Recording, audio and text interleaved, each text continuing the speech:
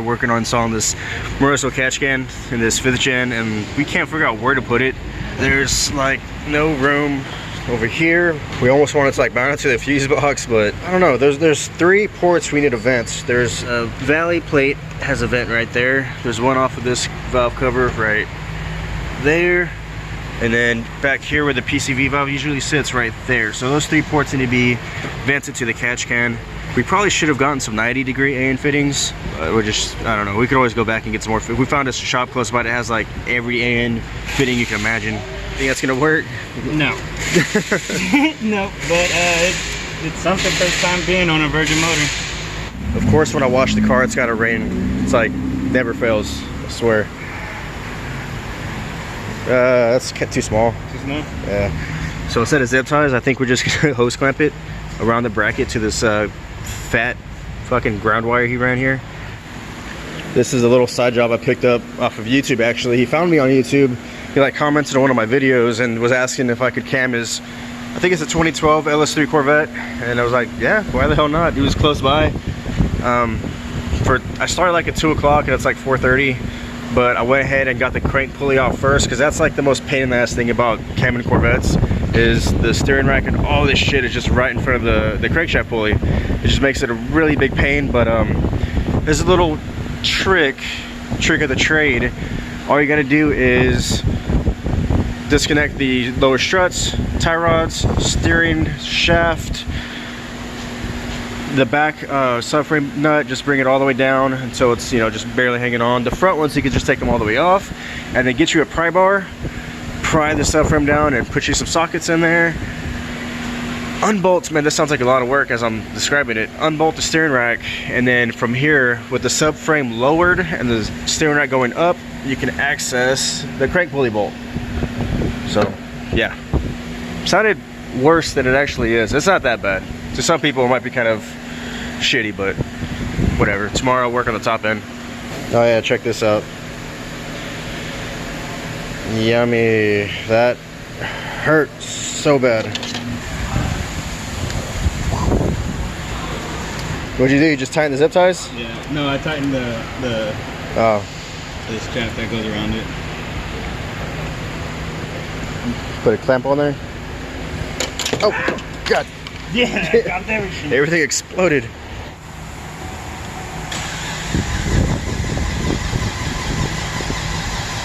Come on.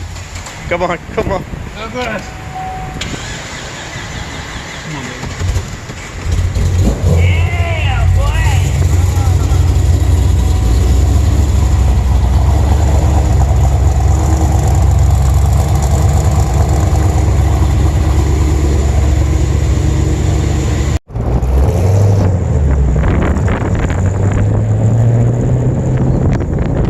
So I didn't even realize it was time to leave. It was already after 5 o'clock, so yeah, I'm on the way home.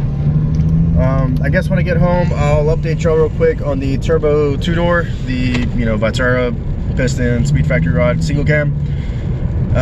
Well, pretty much I tried to reuse the pan off of the motor that blew up because it had like a drain already connected to the pan, a drain off the turbo. I can't talk right now. I don't know what that was going on. So I got it all cleaned up, and as I was putting on, I noticed that when the rod blew up, it put a little hole in the oil pan, and the pan is trashed. I had, I've got like 2 extra oil pans. I JB welded a bung to my aluminum Y8 pan, and I think some of the AN fittings came in the mail today. Really need to run the feed and the drain, so that way I could at least drive it around with some oil going through the turbo. I'm not gonna have like the charge piping hooked up yet. But one thing at a time. I want to get a fresh kit because I hacked up my intercooler piping and everything. Just too much. There's too many cuts, too many couplers. I want to get a new kit and start over. There is like a different style of piping that I like more than what I had. What I had stuck the charge pipe way off in the corner of the car. Well, there's this other style that it's a straight shot. Like it comes out the throttle body, it makes a 90-degree turn straight in front of the car and down. Versus mine came off the throttle body and just went off in the angle to the corner of the car. I don't really like that kind, so I'm gonna go ahead and make sure I get the 90-degree pipe I'm talking about. So the intercooler popping I had before, what I was talking about, it came off the throttle body and came over here in the corner. What I want is the kind that comes out, comes straight this way and down, and then like it loops around to the intercooler like under the car. I just think it looks cleaner, and I'll probably do the piping black. As far as the feed, I saw somebody run, it's almost like a tucked turbo feed, and I like the way it looked, because before, what I've had in the past is like over the valve cover or maybe looped around the side here, but I got like a super long feed, ran it out the side. This is like just temporary. I need to actually get the little clamps. You can like mount it to whatever you want. Like I'm gonna mount it right there and just get the feed, make sure it's not, you know, in the way of anything. But it does come out, it loops around the front of the car, comes all the way back and then into the turbo. And I don't know, I just think it looks cleaner not seeing that feed like in the middle of the motor or whatever. All right, so before I fire it up, I need to run to the local speed shop and pick up some AN fittings and the hose for the drain. And then after that, I should be able to fire it up.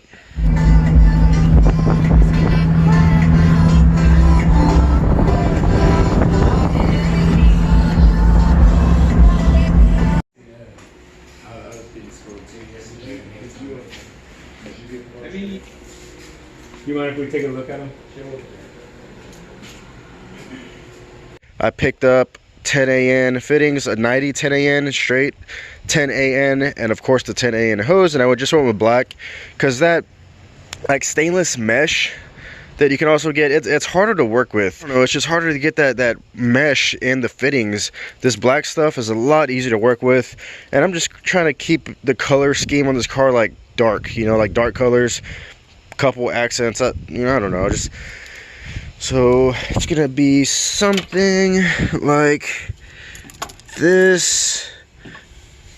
Just go straight back to the pan, which is not on the car yet because I'm waiting on a pan gasket. About it for this little update. Bugger? What? When did you get in here? Huh? When did you get in here? Oh, you came in from over there? How do you know you're in here? Alright, bye. And this car, I finally got the entire set of wheels on. Because I was trying to wait for some like good takeoffs. Because we go through a lot of tires at work. And like a lot of customers want to just throw away good tires. They're perfectly usable, but we just throw them in the trash. And that's what the rear is. The rear is 225/40/18. Off newer like IS's, they run a 225/40, so that's what the rear is. But as far as the front, I had to go with a 205/40, and those don't come off of any cars that we like commonly work on. So I actually had to buy the 205/40s off of Amazon, and they're just like, they're like called Achilles. They're just really cheap tires. They're like $48 a piece or something. But they fit pretty good. They tuck. The wheels kind of poke out, but the tires tuck. So, yep, that's pretty much just an update on the IS. And get you a good point of view, show you how it looks. I might need to go up just a little bit in the back because it does rub a little bit over bumps. I kind of spent more time rolling this quarter panel than I did the driver's side. I need to roll this one just a little bit more, and I think we'll be in business.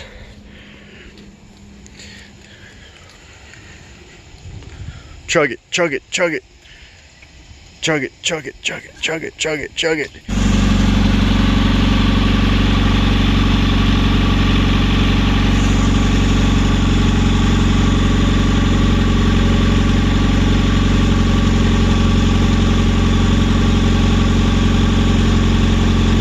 If you like this video, please don't forget to like and subscribe.